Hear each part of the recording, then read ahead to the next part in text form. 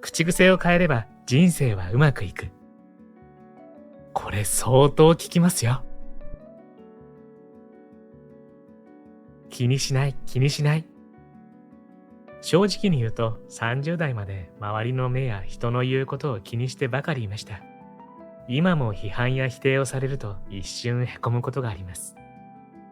会社員をしていた時、どうしても参加したいイベントがあって、休みを取りたいけれどみんなに何て言われるかとなかなか言い出せないことがありました。すると友人にこう言われたのです。気にしない、気にしない。自分のことを人が気にしていると思うのは自意識過剰。自分が思うほど人は自分のことを気にしていないのよ。確かにそうだな、と納得したのです。人がどう思うかを気にしてやりたいこともやらずに年を取っていくなんてもったいないと。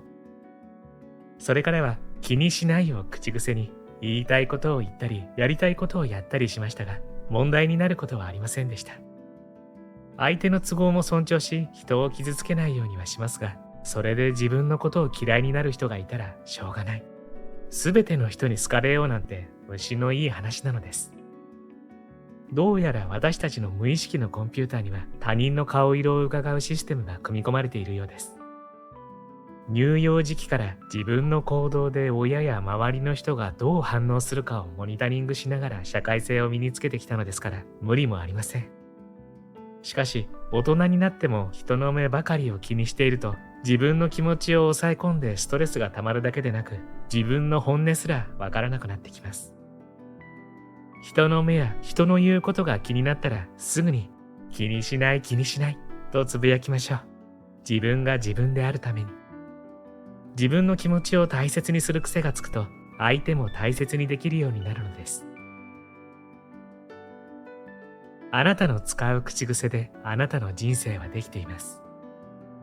やる気や努力に頼らなくてもなりたい自分になれて幸せな毎日を過ごすことができる一番効果的な方法は何でしょうか。それは口癖の力を利用すること。人間は私たちが思う以上に暗示にかかりやすい生き物で、自分に向けられた言葉に強く影響を受けます。口に出す言葉であっても心の中の声であっても、その言葉を一番近くで聞いているのは自分自身なのですから。特に毎日繰り返して無意識に言い続ける口癖ほど大きな影響を及ぼす言葉はないでしょう。脳の無意識のコンピューターは自分の言葉を世界一信頼しています。現実がどうであれ言葉通りの自分になろうとするのです。だから、こんな自分になりたい、こんな人生を送りたいと思うなら、それにふさわしい口癖を使うこと。そう思いながら全く逆の口癖になっている人が多いのです。楽しい毎日を送りたいと思いながらつまらないが口癖。やりたいことを叶えたいと思いながら忙しい、時間がないが口癖。もっと自信を持ちたいと思いながら自分なんかが口癖というように。こんなマイナスの口癖を脳にインプットすると、脳の無意識のコンピューターはそうなろうと頑張ります。一方、毎日を生き生きと楽しそうに過ごしている人は、面白い、楽しい、嬉しい、なんとかなる、私ならできる、など気持ちが軽くなり行動できる口癖を使っています。脳の無意識のコンピューターはその言葉にふさわしいものに意識を向け、ふさわしい感情になり、ふさわしい行動をとるというように言葉通りのプログラムが設定されます。現実が口癖を生むようですが、実はその逆。口癖が感情、思考、行動を生み、それによって見た目や表情、環境、人間関係まで変えていくのです。このことを頭では理解していても、ついネガティブな口癖を繰り返してしまうのは、その言葉の影響力と怖さにほとんどの人が十分に気づいていないからです。難しいことではありません。まずは、プラスの肯定的な口癖はプラスの現実を作り、マイナスの否定的な口癖はマイナスの現実を導くというシンプルな方程式を頭に入れておいてください。感情や行動を変えるのは難しくても、口癖を変えるのは簡単。意識すれば口癖は変わります。口癖の力で誰でも人生をプラスの方向に進めることができるのです。こんにちは。ハピケンことハッピー研究所の翔です。今回は、口癖を変えれば人生はうまくいくという本をご紹介します。どうも人生がうまくいかない。悩みが尽きない。言葉にできないけど、もやもやとした不安がある。こんな風に感じるタイミングって誰にでもありますよね。そんな状況を打開しようと、なんとか自分を変えなきゃって思うのだけど、何から変えたらいいかわからない。何十年もこれでやってきてるんだから、今更変わるわけないよね。なんて諦めちゃったりして。大丈夫ですよ。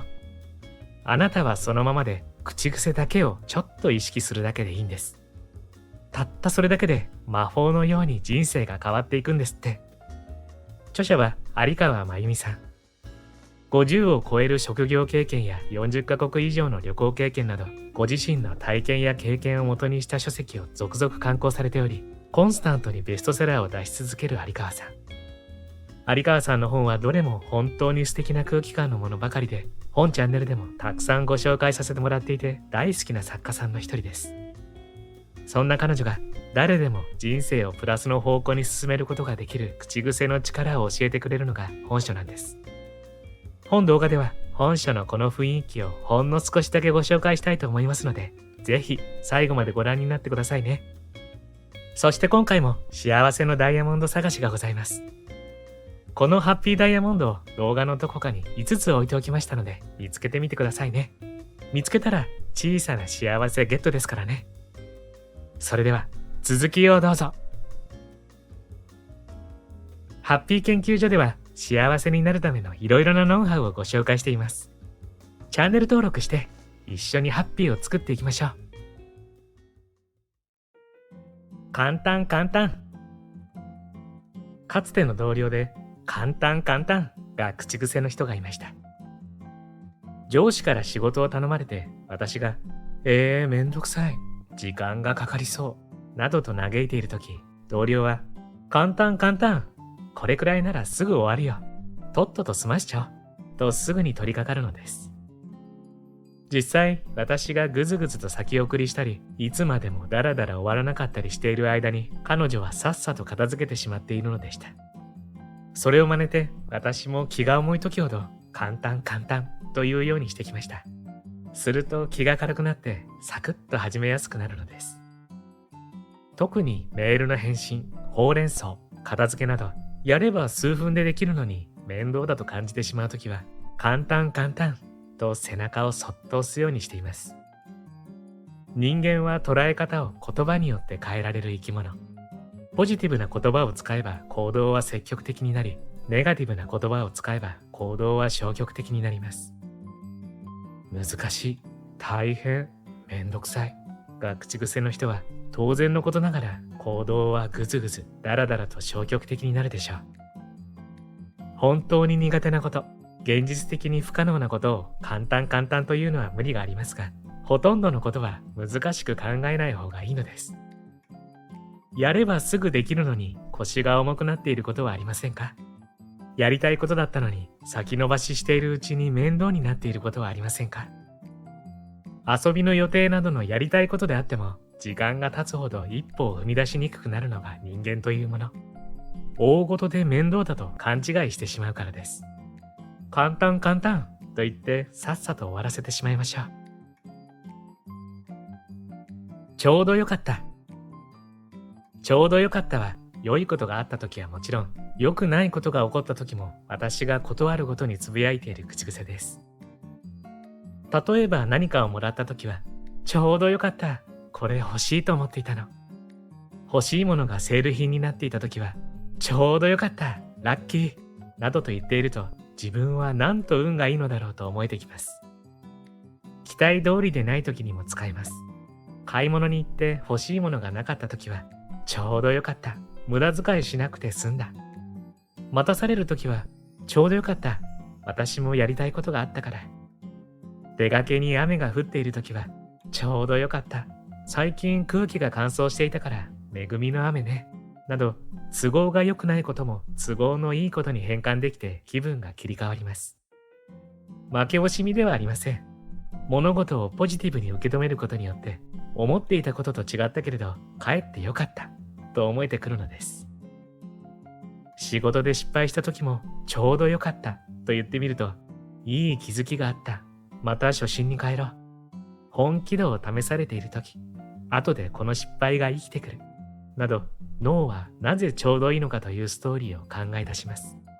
ちょうどよかったを口癖にしていると、ちょうどいい理由しか考えつかなくなり、力が湧いてきます。すべての出来事がベストタイミングで起こると思えて、焦りや不安を撃退し、幸せな気分になってくるのです。物事をネガティブに捉えて下を向いていてもいいことは起きません。ちょうどよかったと顔を上げて進もうではありませんか。ありがとう、助かります。私は子供の頃から親に褒められた記憶が乏しいのですが、小学校の授業参観で表彰されて、お母さん誇らしかったよと言ってもらえたこと。母が夜勤に行っている間に皿洗いなど台所の片付けをして、帰ってきたら台所がきれいで嬉しかった。疲れが吹き飛んでぐっすり眠れたと言われたことを強烈に覚えています。あれも一つの褒め言葉の魔法だったのでしょう。そんなに喜んでくれるならまた頑張ろうと思えたのですから。あなたは何々ですねとあなた、You を主語にした褒め言葉よりも、私は何々と感じたと私、愛を主語にしてその効果を伝えた方がダイレクトに響きます。かつての上司で、ありがとう、助かるよが口癖の人がいました。偉い、よくやったなどと褒められるのも嬉しいものですが、場合によっては上から評価されているようで心地悪く感じることもあります。助かるは単に自分の気持ちを伝えているのですから、言葉に説得力があり、相手に対する評価や押し付けはありません。助かるよを口癖にしていた上司の周りには、自発的にサポートしようとする人が多くいました。私を主語にした褒め言葉は、人との関係をより強いものにします。〇〇さんと話すとワクワクしますという人は、自然にワクワクした楽しい会話が増えるでしょう。癒されますという人は安らぐ会話。勉強になりますという人は学ぶ会話が増える。そんな関係ができていきます。意識して自分へのいい影響を伝えることで、相手との関係はいい方向に導かれます。元気になります。楽しいです。ほっとします。尊敬します。など、私を主語にした褒め言葉は現実を引き寄せて、自分自身に一番効き目があるのです。お疲れ様。思いっきり運動した時や大仕事が終わった時などに達成感を持って笑顔で、あー疲れたと言っている人は生命力にあふれて爽やかに映ります。しかし、日常的に疲れたと言っている人は覇気がなくて不満そうな顔をしているものです。疲れたという言葉の力はとても強いので注意が必要です。耳から入った疲れたという言葉は脳に指令を出して自律神経を乱し、体が重くなってくるのです。気持ちもどんより重くなり、イライラしやすく、行動も消極的になるでしょう。脅かすようですが、疲れたは気力も体力も奪う悪魔の呪文と心得てください。さらに疲れたという言葉は、周りの人の気力や優しさも奪っていきます。夫が仕事から帰って疲れたを連発していると、妻も、私だって疲れてるのよ。もっと家事に協力してよ。なんて喧嘩になるのはよくある話。職場で独り言とは思えないボリュームで疲れたアピールをしている人がいると、周りは、大した仕事もしていないのに疲れないでよ。と耳障りに感じるかもしれません。疲れたという口癖をなくすだけでも疲労感は半減するはずです。どうしても言いたくなったら自分に対して、お疲れ様。よく頑張っているね、とねぎらってあげましょう。周りで疲れたと言っている人に対しても、それだけでほっと癒されるような気がしませんか？疲れたとお疲れ様は全く似て非なるもの。疲れたはネガティブなイメージがあり、お疲れ様はポジティブで肯定的なイメージがあります。使うならお疲れ様と心と体を軽くする口癖を使ってください。今が一番いい。昔は良かったなぁと遠い目をするのは年を取った人たちの専売特許だと思っていましたが、若者の中にも、学生時代は良かった、あの頃に戻りたいな、なんていう人がいるようです。昔は良かったという人は、今は良くないと言っているようなもの。今を夢中で生きていたら、過去をたびたび思い出して感傷に浸る暇はないでしょう。人間の記憶とは曖昧なもので、過去の出来事はいいことがクローズアップされ、現在の出来事は辛いことがクローズアップされると言います。元彼はいい人だったな、と美化されるのはよくある話。本当は良くないことの方が勝ったから別れたのに、それは遠い過去の問題。記憶の中ではいいことの方が勝って繰り返し思い出しては喜びを感じようとします。現在の夫や妻は現実問題として悪いことばかりが目につきます。いいことがあったから結婚したのに、そこは思い出さなくなってしまうのです。バブルの頃は盛大に遊んでいたよ。学生時代はモテていたな。がむしゃらに働いて誰よりも稼いだ。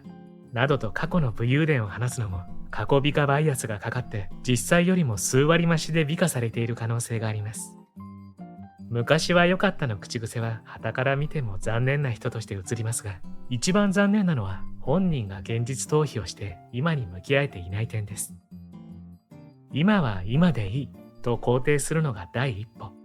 どんな時代でも満足も不満もあります。不満が大きいならその原因は何か、今の生活をより良くするためにはどうしたらいいかと今を輝かせていくことに目を向けるのが良策でしょう。どこを切り取っても今が一番いいを口癖にいきたいものです。できることから始めよう。夢なんてない。夢がなくても生きられるという人はそれはそれで結構なことだと思います。が、生きていればこんなことができたら最高だろうな。いつかこうなれたら素敵だなと思い描くことが出てくるもの。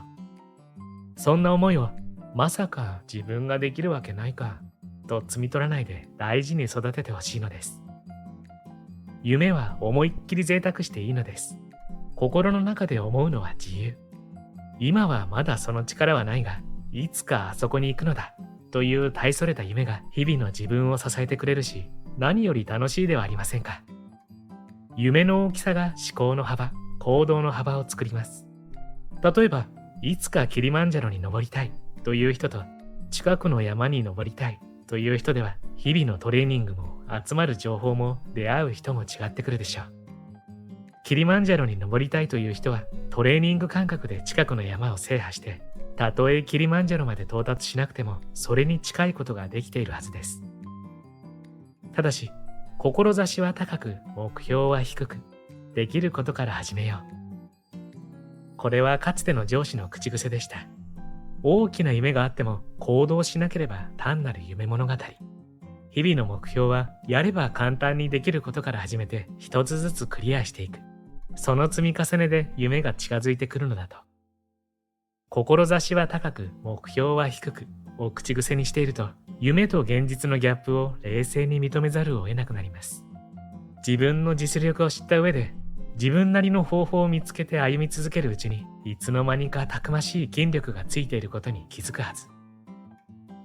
大きな夢を持つのは、それを達成することより今を生きるためにあります。簡単にできることを積み重ねると、誰にもできないことになるのです。すごい、素敵、素晴らしい。褒め言葉は人間関係の潤滑油。あなたを認めていますというメッセージになり、相手は喜んでくれます。こちらを認め返してくれることも多いでしょう。褒め言葉は相手にも人間関係にもいい影響を与えますが、もっと素晴らしい効果は言った時点で自分が幸せになれるということです。職場でなんとなく苦手だと感じている人に、〇〇さんは作業が早いですよね。見習いたいな。なんて言葉に出してみると、相手に親しみが湧いて好意的に思えてきます。人を褒めるだけで心が安定して、相手に対する気持ちも変わってくるのです。これは直接褒めなくても、第三者に言っても自分でつぶやくだけでも効果があります。反対に、〇〇さんって自分勝手、最低、などと悪口や愚痴を言うと、相手のことが嫌になり、ストレスになり、悪いところしか見えてこなくなります。普段私たちが考えていることは主に肯定、否定のどちらか。